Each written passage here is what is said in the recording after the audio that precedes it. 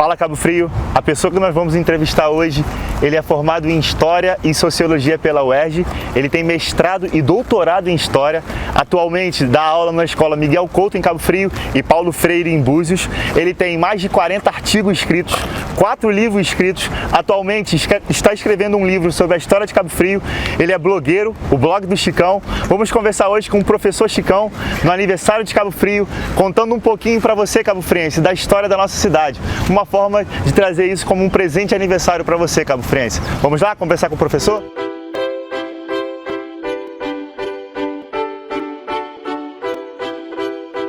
Fala Cabo Frio, hoje nós estamos aqui no aniversário da cidade, comemorando 404 anos de Cabo Frio.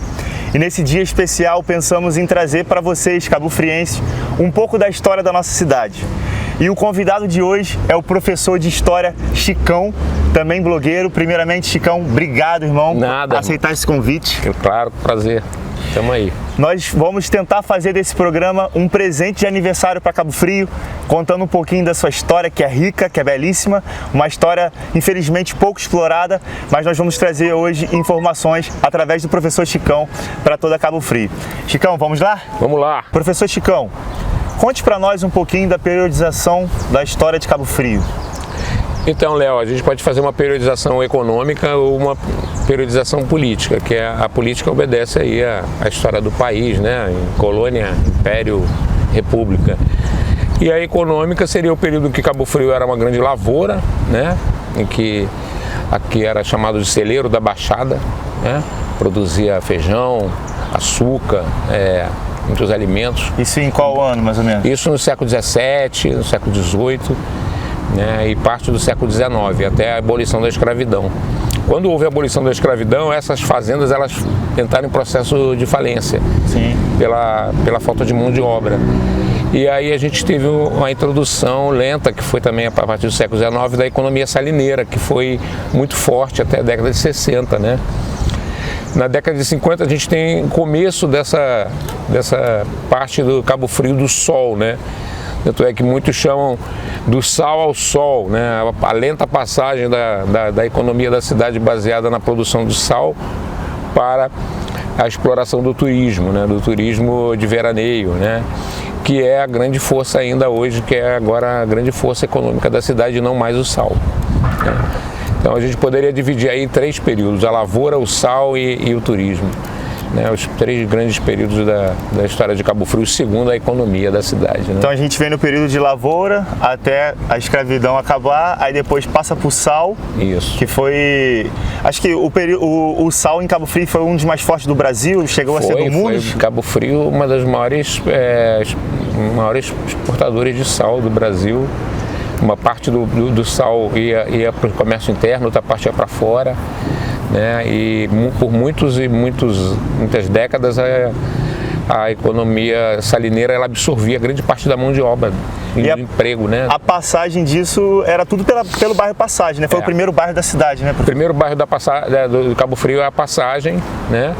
É o primeiro povoamento, o primeiro núcleo de povoamento, com primeiras casas de portugueses, que ali em contato com os índios, eles embarcavam o pau-brasil, que eles tiravam daqui. Tirava o pau-brasil, né? De Cabo Frio? O pau-brasil de Cabo Frio, né? E por ali eles embarcavam o pau-brasil para Portugal. Depois você teve no século XVII, você começa a ter o segundo núcleo de povoamento, que é o Itajuru, ali em torno do convento, né? E aí vão se formar dois bairros, digamos assim, mais antigos da cidade, que são a Passagem e o Itajuru. O Itajuru aqui, então, foi o segundo bairro de Cabo Frio. O segundo bairro, E esses 2 bairros, eles vão ter uma rivalidade entre eles, que vão fazer emergir 2 grupos políticos, né? Que são os liras, que ficavam na Passagem, e o grupo dos jagunços, que ficavam em torno do Itajuru, né? E o centro da cidade vai ser dividido. O centro da cidade seria ali perto da igreja matriz, né? Que está aqui, né? Atrás da gente. Está aqui atrás da gente, a igreja, a Nossa Senhora Assunção. E ali seria uma espécie de zona neutra, onde morariam liras e jagunços dos mais antigos. Onde tinha o encontro dos 2 bairros sem guerra. Não, com guerra. Com guerra? Muita briga, tinha muita violência. Cabo Frio, as pessoas andavam armadas, andavam de rifles. E até porque tinha caça também, né? Tinha muita caça.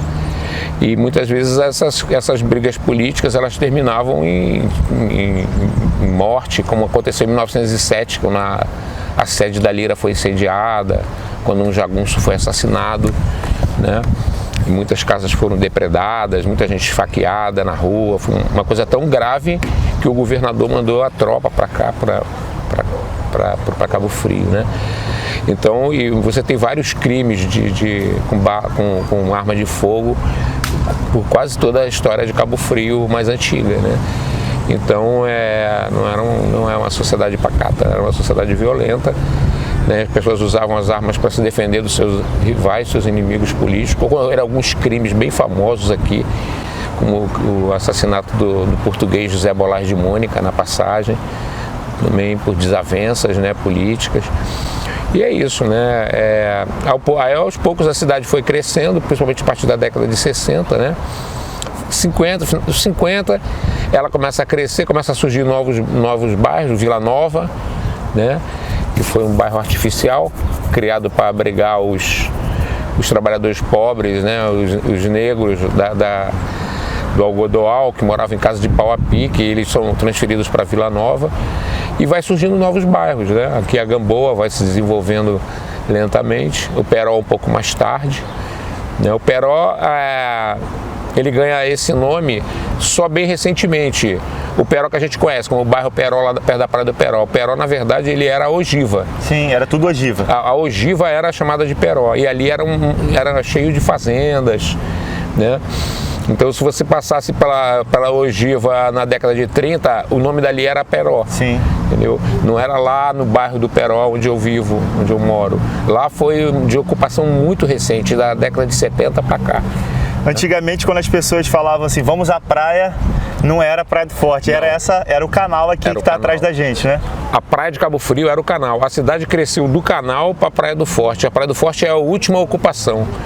Até porque existia uma restinga bem espessa, de mata espessa, né? Com animais, com porcos do mato, com jacarés, né? E era muito ermo e os pais não deixavam seus filhos nunca irem para a Praia do Forte. O lugar mais seguro para ir para a Praia do Forte era pela Ilha do Japonês, né? Pela passagem. Por aqui... O nome passagem vem disso, porque era a passagem para a Praia do Forte, que eles chamavam de Praia dos Banhos. Praia do Forte é um nome recente também. Ninguém chamava de Praia do Forte. Você pega nos jornais antigos, é Praia dos Banhos. Quem ia muito para a Praia dos Banhos eram os turistas, né? Que iam mais fotografar. Você tem várias fotos até de presidente na Praia do Forte, mas todos de roupa, né? Só muito mais tarde, a partir da década de 50, que a Praia do Forte virou um polo de atração para os cabo-frienses frequentarem. Até a década de 50 era aqui no canal. Cabo Frio é uma das cidades mais antigas do Brasil, a quinta cidade mais antiga. A quinta? É a quinta cidade mais antiga. Nós não usamos isso, nosso benefício, né? Nós deixamos uma cidade como Paraty ser uma cidade histórica. Mais explorada do que Cabo Frio, com muito mais história que lá, né? E nós não aproveitamos essa nossa característica, inclusive para atrair para cá, né, um outro tipo de turista, infelizmente, né? Os últimos anos de turismo predatório destruíram muitos prédios históricos da cidade, não valorizaram essa parte histórica, né? Nós poderíamos fazer em Cabo Frio também um turismo histórico, né? Contando a história do forte, contando a história do convento, contando a história do Morro da Guia, como São começou. Benedito, a Fazenda Campos Novos. Cabo Frio é riquíssimo a Fonte de Itajuru. Fonte de Itajuru, Anjo Caído, enfim.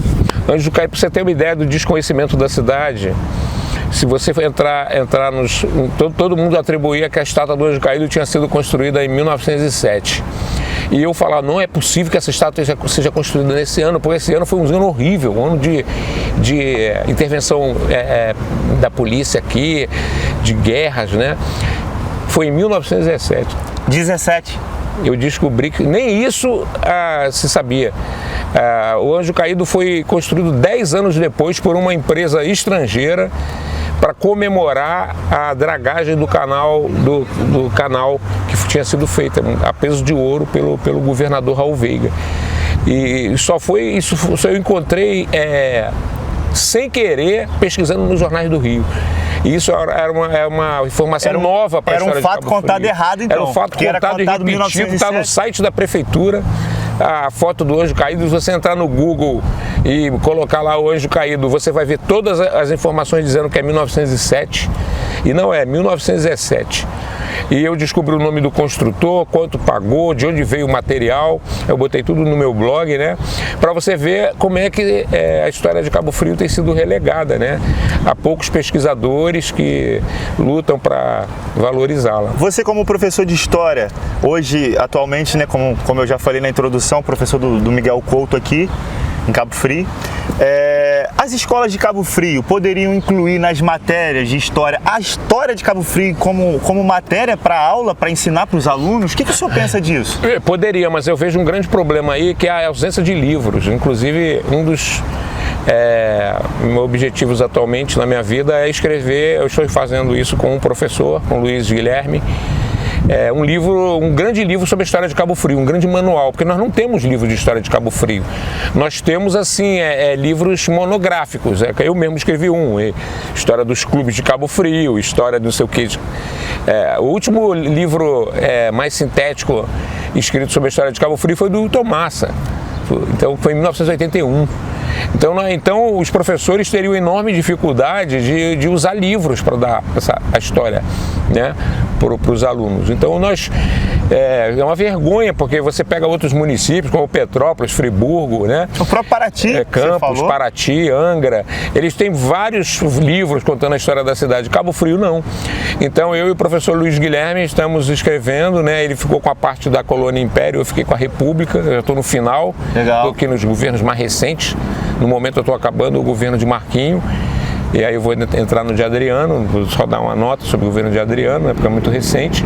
E aí nós vamos pensar em até disponibilizar isso para o público gratuitamente. Sim, eu já quero. Para o público ter acesso. Não tem interesse econômico nenhum nisso, só uma coisa mesmo para a cidade. Eu, quando estudei na minha escola, na minha infância, a gente tinha excursões na escola para conhecer os pontos turísticos. Mesmo não tendo um manual, igual o senhor falou, mas pelo menos já era contado um pouco da história, era trabalhado. Isso está a cargo mais dos professores individualmente fazerem isso. Em geral, muitos fazem, né?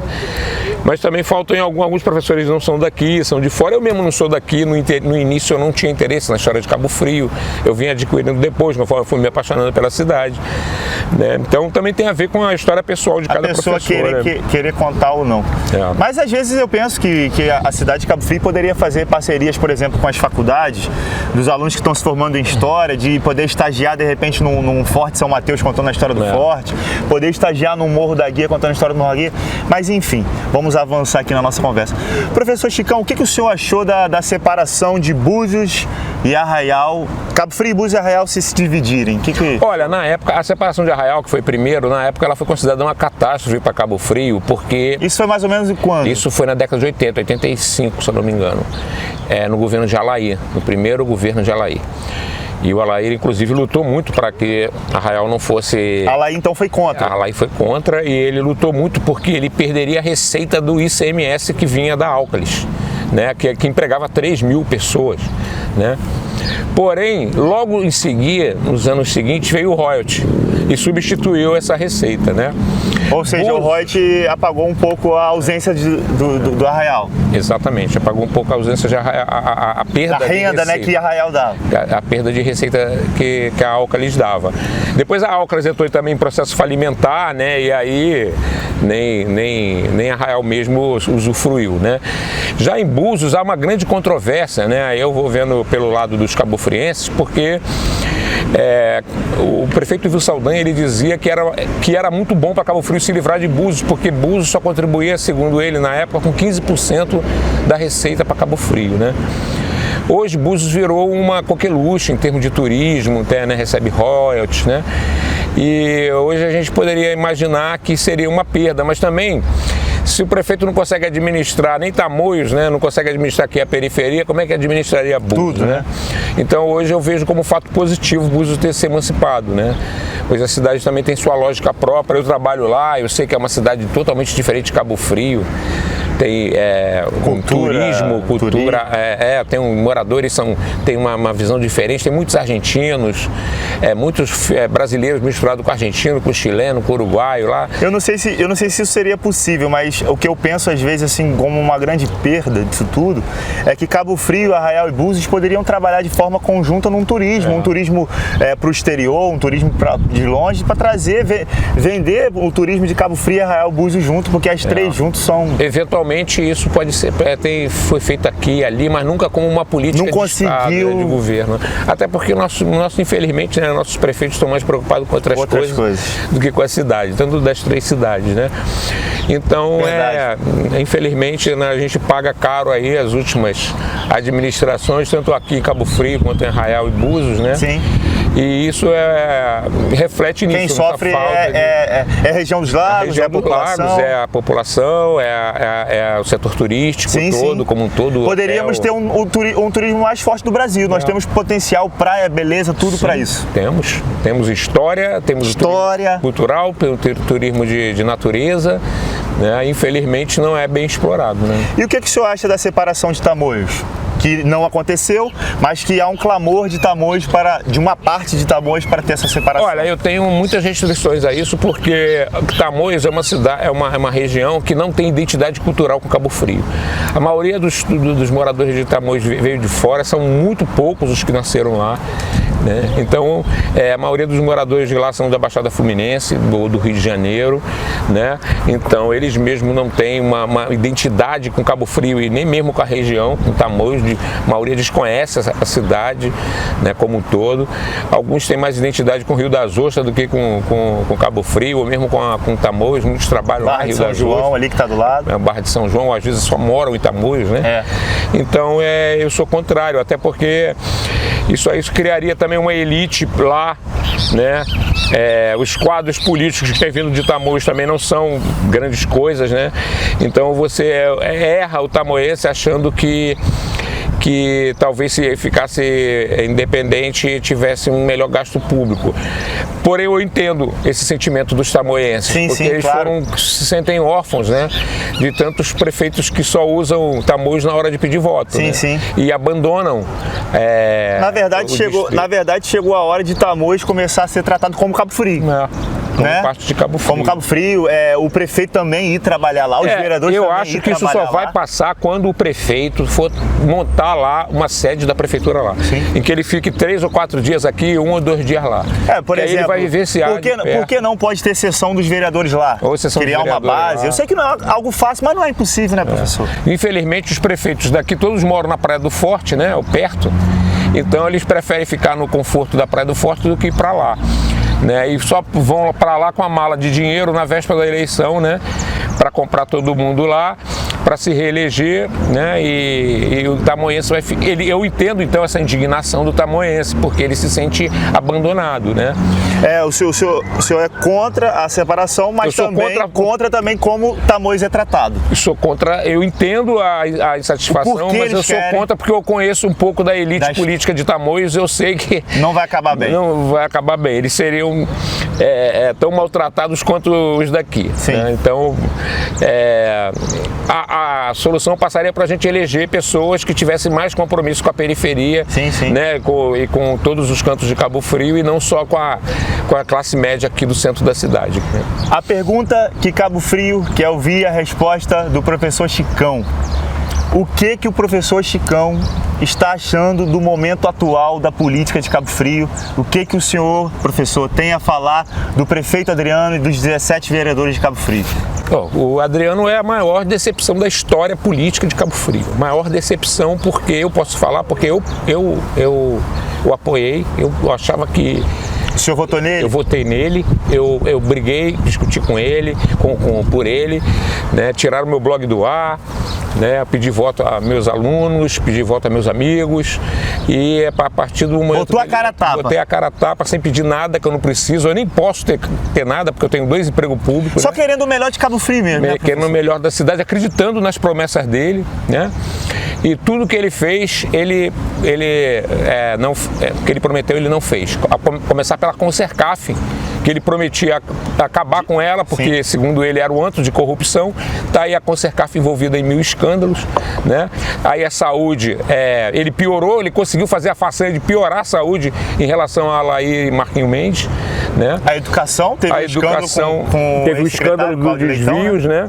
E ele se afastou, Léo, de todas as pessoas boas que estavam com ele, que caminharam junto comigo ali. Eu ouço essa reclamação de muita gente. As pessoas melhores, mais honestas que tinham, que amavam essa cidade, que estavam ali de cabeça para melhorar essa cidade, ele afastou. Ele só ficou com os capangas, né? Ele tirou o Duca, tirou o Denis, tirou o Leitão, tirou a Mérida Marcelo, ele foi sair, tirou o Radamés, ele foi tirando todas as pessoas que eram honestas, que tinham compromisso com a cidade, né, que acreditaram nele na campanha, e hoje ele está lá com 2 ou 3 capangas e com um grupo de Marquinho Mendes, que, pasme, né, ele tanto criticava, né? Então ele passou uma campanha extremamente agressiva, atacando o grupo de Marquinho, o grupo de Alaí, todo mundo. E hoje ele se coloca com o grupo de Marquinho Mendes, né? Então é a maior decepção da história política de Cabo Frio, pois é considerado talvez o maior traidor da história de Cabo Frio, né? E infelizmente, né, ele perdeu a chance de mudar essa cidade, né? Eu lamento muito, eu espero que em 2020 a população bote esse cabo para correr, né? E a gente traga para a prefeitura alguém que tenha amor pela nossa cidade. E é isso, os vereadores é um câncer também, porque os vereadores de Cabo Frio, eles viraram uma espécie eles extorquem o prefeito, né? E o Adriano se deixou extorquir por eles, porque um prefeito honesto não tem que ter medo de Câmara de Vereador. O prefeito honesto, ele não tem como ser impeachmentado, né? Só que o Adriano, como o governo dele está cheio de escândalos, ele acabou se entregando para os vereadores, para não ser caçado, né? Comprou o silêncio dos vereadores. Comprou com cargos, com empresas, com uma porção de benesses, né?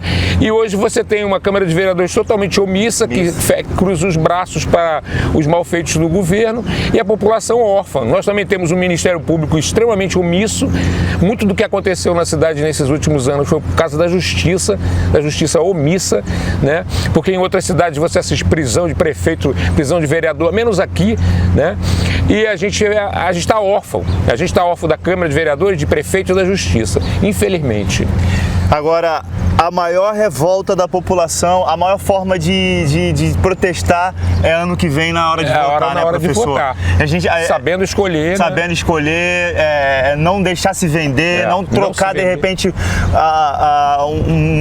alguma que está precisando momentâneo por um futuro maior, não deixar o coletivo. Eles levam a população à extrema miséria para depois chegar com alguma migalha e dar para se perpetuar no poder. E isso a população vai ter que reagir. Senão ela vai passar mais 4 anos sofrendo sem médico, com a cidade esburacada, sem projeto nenhum de política pública para a cidade. Nossa maior hora de protestar é na hora de votar. É na hora de votar. Não tem outro. Você não vai fazer guerrilha, vai fazer uma guerra civil, né? Então é só na hora do voto. E o importante é não perder a esperança, né? Não, se você perder a esperança, acabou, não tem por quê. Fala um pouquinho do seu blog, do... O meu blog tem tentado ajudar a cidade aí, né? Arrumando um monte de inimigo ou denunciar tanta coisa errada, né? Muitas vezes andando até com medo pelas ruas, né? E é triste porque eu estou nisso aí desde 2007, meu blog eu abri em 2007, e de lá para cá eu vejo muito pouca mudança, né? Muito poucas mudanças, eu passei por crises pessoais, de achar que não adiantava nada, né, do que eu fazia. Mas vamos ver, né? Vamos ver se pelo menos já soube de algumas roubalheiras que eu consegui impedir, né? Do dinheiro público. Algumas mutretas foram canceladas depois de divulgadas, e isso aí já valeu a pena, né? Eu te acompanho, professor, sempre leio suas notícias, e eu vejo algo que eu quero até te dar parabéns, porque por mais que o senhor tenha sua ideologia, tenha o que o senhor pensa e acredita, mas o senhor é imparcial. Quando tem que bater, o senhor bate, quando tem alguma coisa também para elogiar, o senhor elogia. Então eu acho que é uma mídia positiva para Cabo Frio o seu blog. Eu acho que qualquer ação positiva, mesmo sendo de um político que eu não gosto, tem que ser divulgada, né? Até para ver se esse cara gosta do elogio e faz mais coisas boas, né? Isso aí. Então, eu procuro ser justo com isso. Eu não vou dizer que eu sou sempre justo porque eu cometo erros, entendeu? Não. Mas eu procuro consertar os erros ou pedir desculpas caso eu faça alguma coisa errada. E o meu maior objetivo, Léo, são as pessoas pobres, tá? São os excluídos. Porque eu dou aula para alunos pobres, eu sei o que eles passam na cidade com tudo isso que vem sendo feito em Cabo Frio. E E é o que você... Falta de emprego, falta de comida, falta de perspectiva, famílias desestruturadas, eles são as maiores vítimas. E é o que o senhor falou, né? O senhor, a Câmara de Vereadores, que era para estar sendo a nossa voz, os nossos olhos, hoje está omissa. Então, um blog, um programa, é uma forma de trazer voz para a população, trazer esclarecimento, né, professor? É verdade. Professor, quero te agradecer por esse bate-papo gostoso sobre a nossa cidade. Obrigado pelo senhor ter se apaixonado por essa história, por estar escrevendo esse livro que eu sei que vai ser muito importante para a nossa educação, para as nossas crianças, para quem quer conhecer a história. Eu quero te agradecer de verdade por aceitar esse convite, por estar aqui conversando sobre a nossa cidade. E para encerrar, qual conselho o senhor pode dar para esse jovem que está começando sua trajetória aí, que tem um desejo enorme de fazer um bem pela nossa cidade? O que você pode falar para mim? Seja sincero, fale o que o senhor quiser. Eu acho assim, se você está querendo uma carreira política, que você coloque os interesses coletivos na frente dos pessoais, que você tenha a noção do que é interesse público do interesse privado, essa separação, as funções de um vereador. Vereador não é para ter cargo nem empresa na prefeitura, não é para empregar família na prefeitura. Vereador é para fiscalizar, mesmo que ele seja da base do governo, ele tem que fiscalizar, né, o executivo. Essa é a função do vereador, e não é se tornar um papagaio de pirata, nem colocar seus cabos eleitorais lá, como tem sido feito há anos, e ter noção disso, do interesse público e do interesse privado, e que tem um mar de gente precisando da coisa pública, porque o rico, ele não precisa de nada público.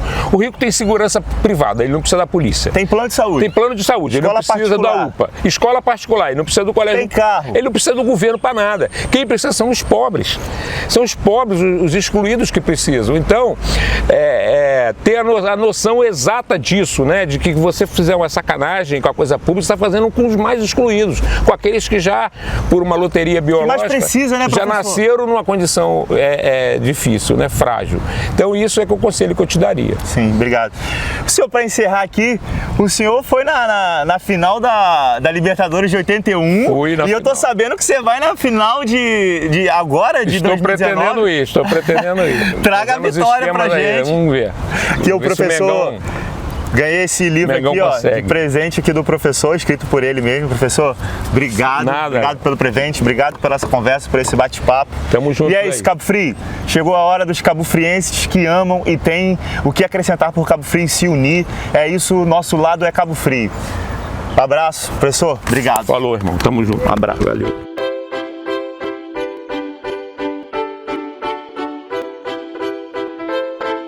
Gostei muito da entrevista com o professor Chicão, gostei muito de aprender mais sobre a história da nossa cidade.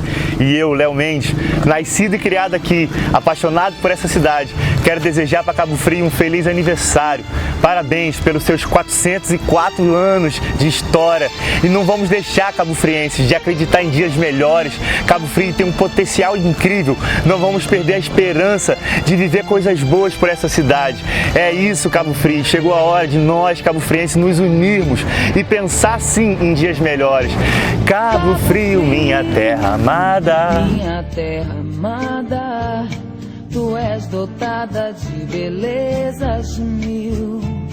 Escondida vives num recanto, sob o manto deste meu Brasil. Noites claras, teu luar famoso, este luar que viu meus ancestrais. O teu povo se orgulha tanto que de ti não esquecerá jamais.